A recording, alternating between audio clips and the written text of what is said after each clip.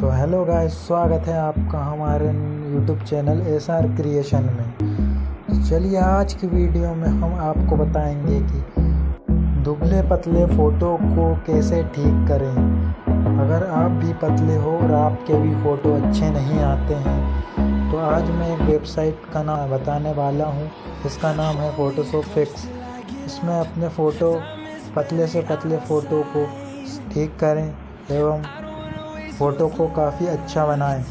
तो चलिए स्टार्ट करते हैं।